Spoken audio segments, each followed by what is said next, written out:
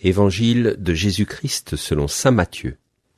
En ce temps-là, Jésus disait à ses disciples, « Quand le Fils de l'homme viendra dans sa gloire, et tous les anges avec lui, alors il siégera sur son trône de gloire, toutes les nations seront rassemblées devant lui, il séparera les hommes les uns des autres, comme le berger sépare les brebis des boucs.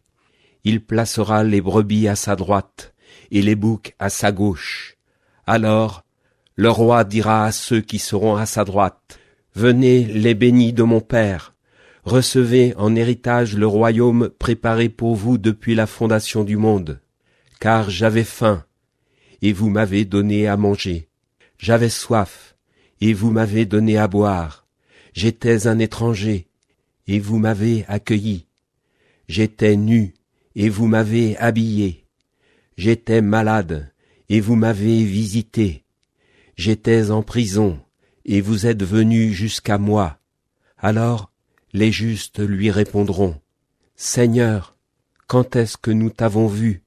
Tu avais donc faim, et nous t'avons nourri.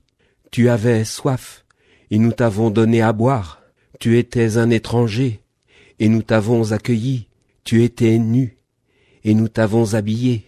Tu étais malade, ou en prison, quand sommes-nous venus jusqu'à toi? » Et le roi leur répondra, « Amen, je vous le dis, chaque fois que vous l'avez fait à l'un de ces plus petits de mes frères, c'est à moi que vous l'avez fait. » Alors il dira à ceux qui seront à sa gauche, « Allez-vous-en loin de moi, vous les maudits, dans le feu éternel, préparés pour le diable et ses anges, car j'avais faim, et vous ne m'avez pas donné à manger. J'avais soif, et vous ne m'avez pas donné à boire.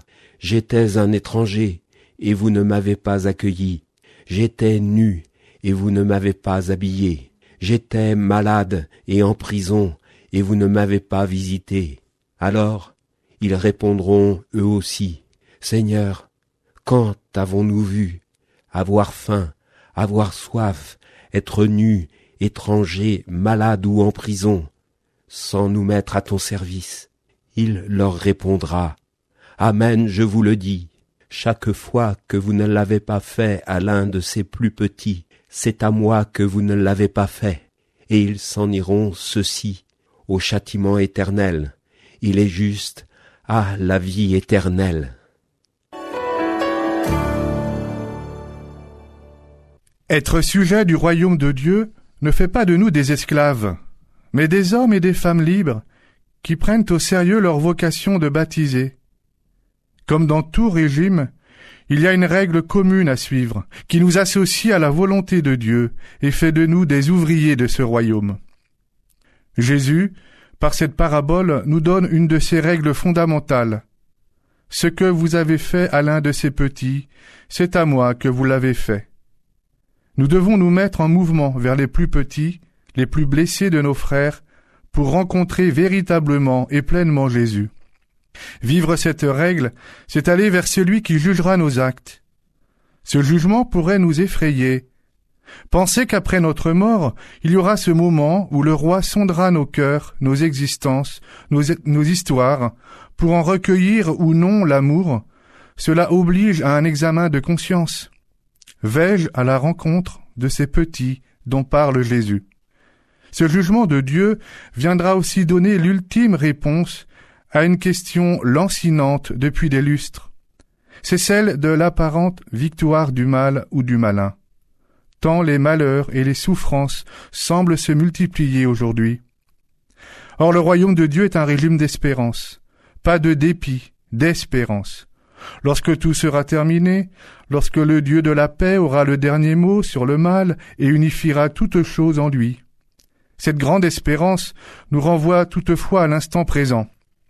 C'est aujourd'hui aussi que le roi juge nos cœurs. La preuve, c'est que cet évangile, si nous l'avons bien écouté, fait son œuvre en nous. Il nous aide à faire le tri et la vérité dans nos vies. Vais-je à la rencontre de ces petits dont parle Jésus? Terminons avec un passage de l'exhortation apostolique du pape Léon, Dilexite. La sainteté chrétienne fleurit souvent dans les lieux les plus oubliés et les plus blessés de l'humanité.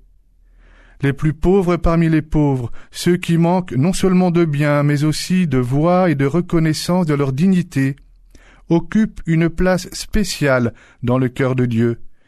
Ils sont les préférés de l'Évangile, les héritiers du royaume. C'est en eux que le Christ continue de souffrir et de ressusciter. C'est en eux que l'Église retrouve sa vocation à montrer sa réalité la plus authentique. En ce temps de carême, ouvrons-nous à cette réalité. Amen. L'évangile du jour était commenté par le père Jérôme Hamon, curé de la paroisse